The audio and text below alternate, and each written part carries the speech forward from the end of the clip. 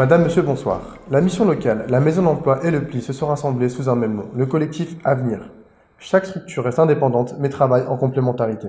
À mes côtés, Apolline. Bonjour Apolline. Bonjour Anis, en effet, le collectif Avenir est composé de ces 3 structures. Elles visent toutes à identifier les besoins et à apporter des solutions sur mesure en termes d'emploi.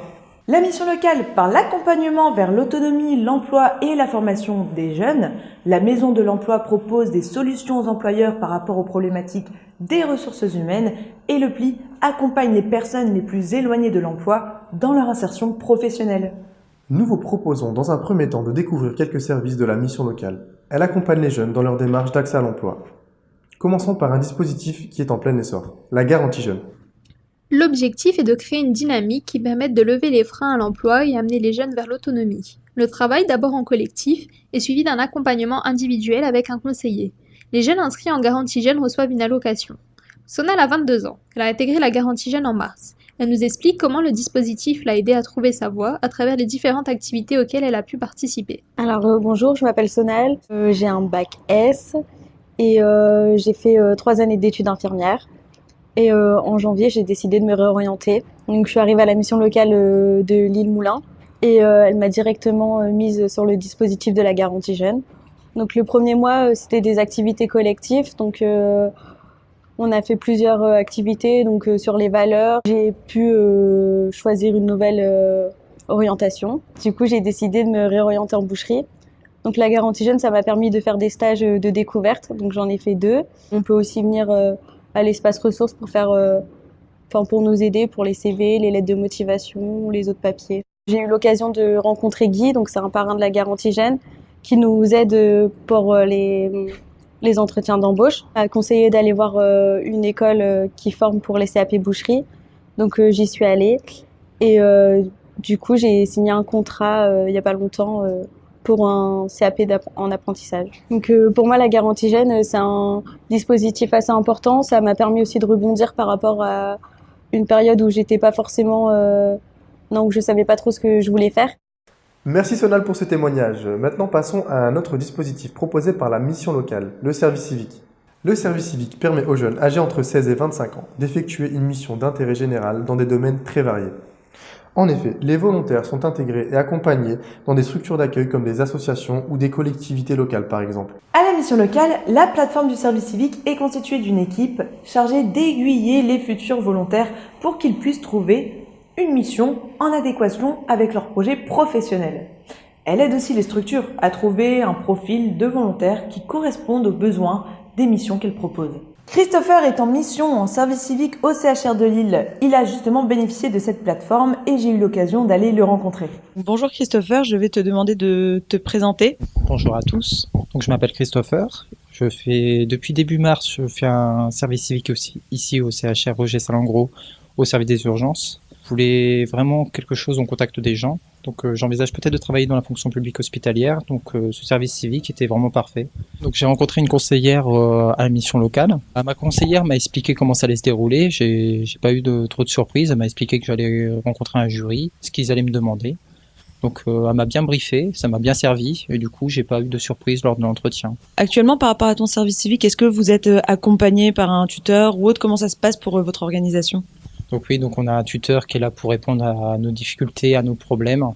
Ça nous permet de progresser parce que toutes les difficultés qu'on peut rencontrer ici, c'est aussi tout un tas d'expériences. Donc ça nous permet après de devenir plus autonome. Je fais partie d'une équipe de 6 volontaires. Notre but, c'est à la fois, premièrement, au niveau des patients et des accompagnants qui attendent avant d'aller aux urgences adultes, on est là pour les aider à passer un petit peu le temps et à répondre à leurs questions.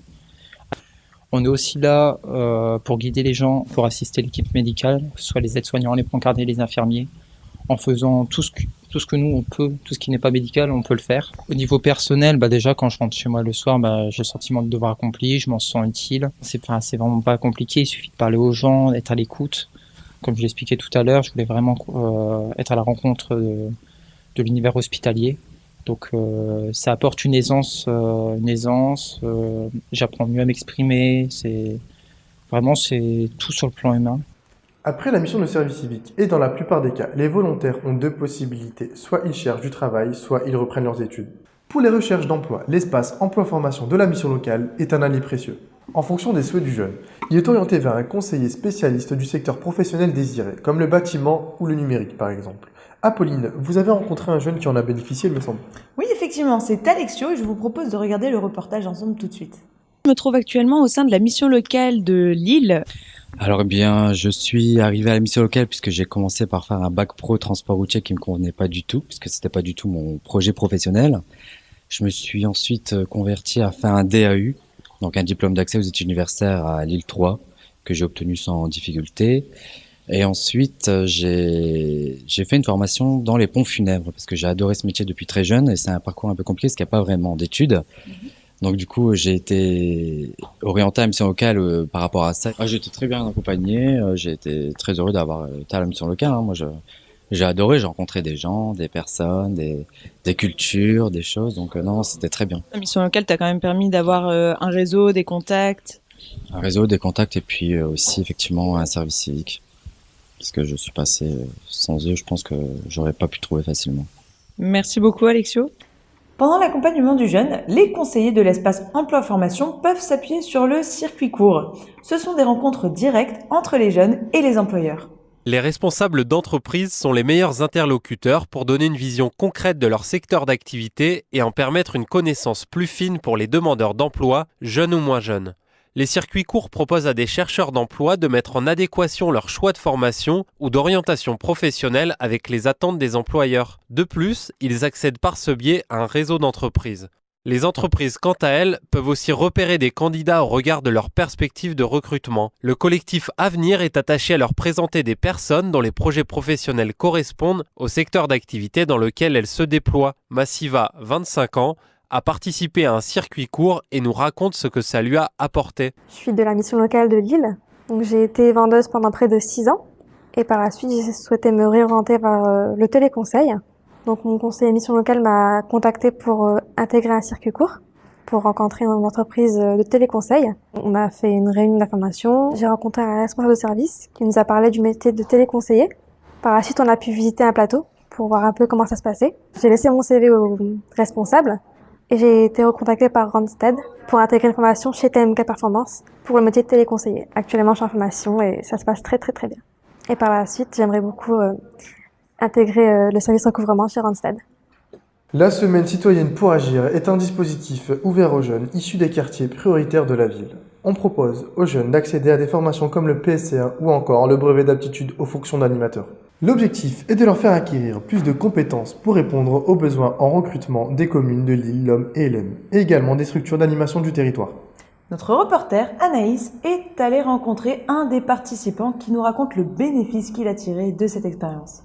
Nous sommes actuellement au centre Roger Salengro avec Thomas. Avec la mission locale et leur aide, j'ai pu financer le BOFA. J'ai passé ma base avec les éclaireurs de France. Le stage pratique, je l'ai passé ici. Et ensuite, j'ai passé l'approfondissement avec les CMEA. Thomas, peux-tu nous parler de la semaine citoyenne pour agir, s'il te plaît? J'ai réalisé avec les éclaireurs et éclaireuses de France. Ça s'est passé à Nord-Pen. Ça m'a pas appris seulement à être animateur, en fait. J'étais quelqu'un de vraiment très réservé au début. Je suis plus du tout réservé. La timidité, elle s'est envolée.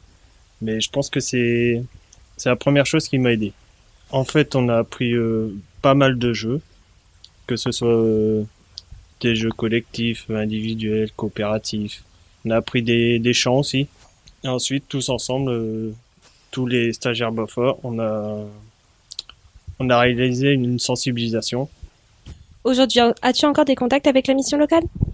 Oui, je leur demande souvent de l'aide, que ce soit pour trouver du travail ou autre. Et eux, ils prennent de mes nouvelles pour savoir si j'avance dans l'animation. Mais depuis tout à l'heure, nous parlons d'aide à l'emploi et à l'insertion professionnelle. Mais la mission locale n'oublie pas d'aider les jeunes qui veulent se lancer dans la création d'entreprises. Le CLAP, Comité Lillois d'aide au projet, propose un accompagnement personnalisé aux jeunes porteurs de projets économiques ou associatifs. Il aide à établir un diagnostic de faisabilité, puis accompagne les démarches. Le CLAP organise aussi des ateliers dans lesquels les jeunes se forment et s'outillent de manière à être de plus en plus autonomes à mesure de l'avancée de leur projet. Pour finir, ils mettent en réseau le porteur de projet avec les opérateurs techniques les plus qualifiés pour que leur projet aboutisse rapidement. Bonjour, je m'appelle Trésor, je suis artisan, fabricant de meubles. De base, donc j'ai pas de formation en menuiserie, j'étais beaucoup bricoleur et c'était fil en aiguille que j'ai commencé à fabriquer des coffres de jouets pour enfants avec que du bois de palette et je me suis retrouvé aujourd'hui à faire des meubles. Donc quand j'ai commencé à bricoler, j'étais sur Valenciennes. Et dès mon retour sur l'île, donc j'ai regardé un peu ce qui se faisait, ce que je pouvais avoir en termes de financement, en termes d'accompagnement. Donc je me suis dirigé vers la mission locale et c'est eux qui m'ont parlé du dispositif CLAP. J'ai eu un accompagnement financier et un accompagnement en termes de tout ce qui est administratif, de conseil aussi, par l'intermédiaire d'un conseiller qui m'a suivi et qui me suit toujours jusqu'à présent. Quand j'ai un souci, je sais que je peux me retourner vers cette personne-là. Aujourd'hui, je ne saurais pas dire si j'y serais arrivé sans le CLAP, parce que le CLAP, c'est le début de tout. Eh bien, Apolline, avec ce bel exemple de réussite se termine notre sujet. Comme vous voyez, la mission locale dispose d'un large choix de services et encore, nous n'avons pas tout abordé. Après la pause, nous aborderons les sujets de la Maison de l'Emploi et du PLI. Nous sommes de retour après cette courte pause pour vous parler de la Maison de l'Emploi et du PLI. Ce sont les deux autres composantes du collectif Avenir. Mais d'abord, Apolline, la Maison de l'Emploi, qu'est-ce que c'est ? La Maison de l'Emploi est chargée de regrouper toutes les initiatives publiques et privées en faveur de l'emploi. Et concrètement, par quoi ça se traduit ? Dans les prochains reportages, on verra qu'elle propose aux petites et aux moyennes entreprises des diagnostics d'évaluation de leurs besoins en termes de développement et de compétences.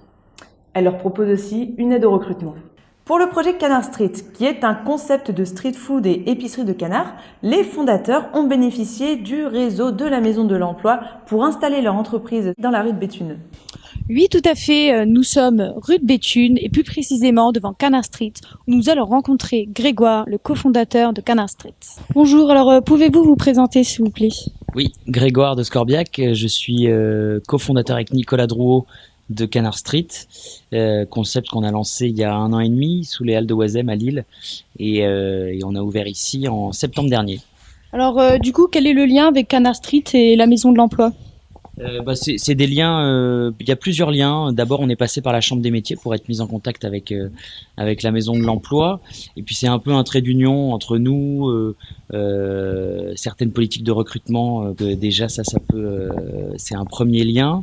Et puis ensuite, tous les événements qui peuvent se passer dans les quartiers, que ce soit ici, rue de Béthune ou autour des Halles de Oisem, qui est vraiment l'endroit historique dans lequel on a commencé. On a connu la Maison de l'Emploi parce qu'on est venu à nous quand on était dans les Halles de Oisem. Il y a différentes personnes qui sont venues nous voir. On a été très bien accompagnés par la Chambre des métiers dans un premier temps et puis ensuite on a rencontré les élus pour nous proposer un peu différents services. Donc voilà, on a reçu un accueil un peu comme avec les commerçants des Halles de Oisem, assez bienveillant et beaucoup de gens qui sont venus nous voir pour nous présenter un peu les différents services. Et du coup, comment vous voyez l'avenir de Canard Street ? L'avenir de Canard Street, il va toujours se jouer ici à Lille. Ça reste et ça restera vraiment l'endroit privilégié dans lequel on a commencé, que ce soit au Halles ou ici. Donc on aura toujours un ancrage local qui sera très fort, puisqu'on a les différents services des mairies et puis tous nos services comptables, services juridiques, etc. qu'on veut garder dans le Nord. Mais c'est vrai qu'après on se développe à Paris notamment très rapidement dans les prochains mois. Mais on aura toujours cet ancrage local très fort ici à Lille. Merci Emeline. La Maison de l'Emploi propose aussi des services pour les demandeurs d'emploi. Après le soutien au développement de l'activité économique, nous vous présentons la Maison Lillénium. C'est un lieu ressource pour identifier les besoins en termes d'emploi et anticiper les mutations liées à l'arrivée du centre commercial du même nom dans le quartier. La Maison Lillénium est située sur le chantier du centre commercial du même nom. Géré au quotidien par la Maison de l'Emploi de Lille, c'est le fruit d'un partenariat avec VisCity, le promoteur du chantier. Elle est ouverte à tous et permet aux demandeurs d'emploi de créer des passerelles avec les anciennes qui ont choisi de s'y installer. Elle propose aussi d'accompagner des porteurs de projets. Pour bénéficier de ce service, le projet doit être en lien avec l'implantation du futur centre commercial. Anne Baumeister, directrice communication et marketing de VisCity, revient sur les détails de ce partenariat. Alors V-City est le promoteur qui est à l'initiative du projet Lillenium. Lorsque Lillenium a commencé à sortir de terre en août 2017, nous avons été approchés par la Maison de l'Emploi Lille l'Homme et l'Aime qui a désiré mettre en place un partenariat pour lequel nous étions très favorables en fait, pour créer des passerelles entre justement le portefeuille de demandeurs d'emploi de cette Maison de l'Emploi et les enseignes qui vont décider de signer au sein de Lillenium. On a eu des réunions préalables en fait pour la réalisation de ce showroom entre guillemets. Donc on a travaillé main dans la main pour que ça puisse correspondre à leurs attentes, à leurs demandes et que ça puisse être également une maison du projet parce que nous ici on a décidé d'implanter la maquette du projet mais on utilise également cette maison Lillenium pour faire des rendez-vous avec des enseignes, avec des futurs partenaires, en tout cas pour parler de Lillenium. En fait on a prévu un calendrier avec une réunion mensuelle circuit court pour mettre justement en relation le monde de l'entreprise et les demandeurs de l'emploi. Parce que l'idée, c'est d'essayer d'anticiper et d'aller recruter en amont pour éventuellement former ces demandeurs d'emploi aux attentes des enseignes de restauration ou pour l'hôtel qui va s'installer au sein de Lillenium. Sans transition, la Maison de l'Emploi propose aussi ses services sur les projets de développement économique d'un quartier. On vous emmène à Tessin-Fives. Tessin-Fives s'inscrit dans la rénovation urbaine du quartier Fives. L'objectif est de construire un pôle d'activité sur les métiers liés à l'alimentation, de réunir sous un même toit production et transformation alimentaire, agriculture urbaine, restauration et services pour stimuler l'économie locale et encourager le lien social. La Maison de l'Emploi participe sur le volet emploi et en fait un outil de découverte des métiers de l'alimentation pour les habitants de Fives. Entre 2017 et 2020, la Maison de l'Emploi a plusieurs missions. Faire découvrir les métiers en lien avec l'alimentation, l'agriculture, les métiers de bouche pour pourvoir aux futurs besoins de la structure, mais aussi d'ouvrir des perspectives sur un secteur qui recrute. Le deuxième aspect de la mission de la Maison de l'Emploi est de faciliter les relations entre les différents acteurs du projet. La structure travaille en lien avec les différentes associations présentes sur place. Notre reporter Emeline a été rencontrer Philippe Blanchot, créateur de la Friche Gourmande, un aperçu en miniature du futur Tessin-Fives. Donc c'est Philippe Blanchot et je suis créateur de la Friche Gourmande. J'ai monté ça avec Guillaume et donc ça fait maintenant 4 semaines qu'on est ouvert. On est ouvert le 22 mai. Voilà, on a eu ce projet il y a à peu près 2 ans maintenant, en réunissant donc 3 restaurants, un bar et des activités de jeu sur le lieu de Fifkai. On a aussi regardé déjà sur le développement global du projet, c'était aussi la possibilité de se mettre en relation avec le projet de Fifkai, qui est aussi en lutte contre la pauvreté urbaine.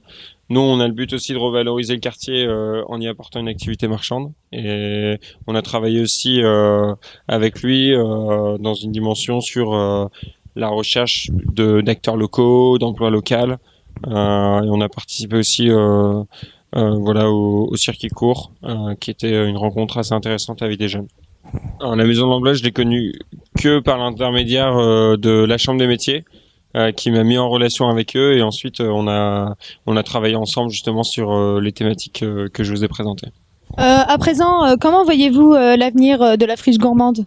Bon, le but déjà, ce serait peut-être de se pérenniser sur une 2e année avec une autre édition, mais surtout de trouver un toit, parce que là on est aujourd'hui ouvert que sur la saison estivale, et le but là maintenant c'est de pouvoir proposer ça aux Lillois et aux métropolitains sur la partie hivernale.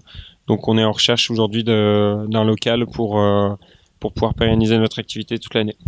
Cette immersion nous a mis l'eau à la bouche, mais il faudra patienter jusque 2020 pour que le chantier soit complètement terminé. Ce qui est fini, en revanche, c'est notre sujet sur la Maison de l'Emploi. Mais restez avec nous car la présentation du collectif Avenir ne serait pas complète sans le pli. Le pli active des partenariats et des financements pour accompagner de manière individualisée des demandeurs d'emploi en difficulté en insertion sociale et professionnelle jusqu'à un emploi durable. Il appuie les initiatives locales pour l'emploi et contre l'exclusion. On vous donne tout de suite un aperçu de son action avec un reportage au centre d'insertion Bois-Blanc.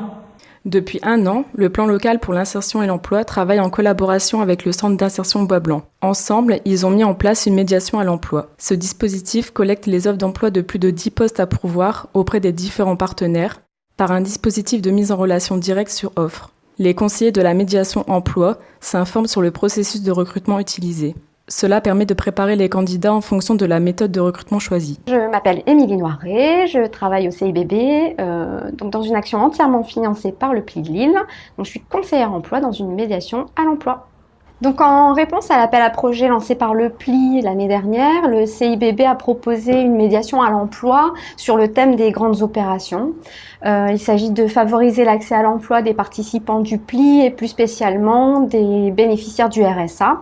Dans un premier temps, la médiation emploi s'occupe de collecter toutes les offres d'emploi de plus de 10 postes à pourvoir auprès des différents partenaires.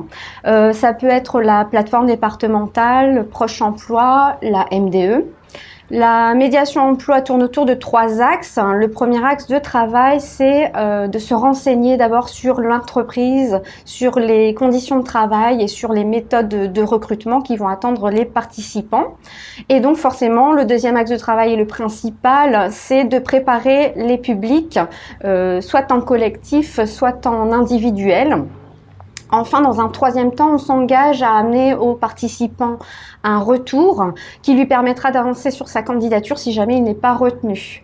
Donc il s'agit d'un accompagnement ponctuel qu'on peut poursuivre sur d'autres offres si nécessaire. Cette année, c'est le lancement de cette opération. On a 1 an derrière nous et ça s'est plutôt bien passé et on a déjà des belles réussites. Je m'appelle Fatima, j'ai 34 ans. Je suis ici suite à un accompagnement PLI. Je bénéficie du dispositif suite à une reconversion professionnelle, rencontrant des obstacles et des difficultés. Donc j'ai été mise en relation avec une de vos collaboratrices PLI qui m'a beaucoup aidée à développer mon projet, à me mettre en relation avec vos différents partenaires, à m'expliquer les différents parcours qui sont envisageables ou non. Et donc j'ai aussi passé certains tests pour révéler aussi ce qui pouvait être en plus en adéquation avec ma personnalité et donc trouver le métier idéal. On m'a conviée à différentes réunions, j'ai pu rencontrer d'autres personnes aussi qui étaient dans la même problématique que moi.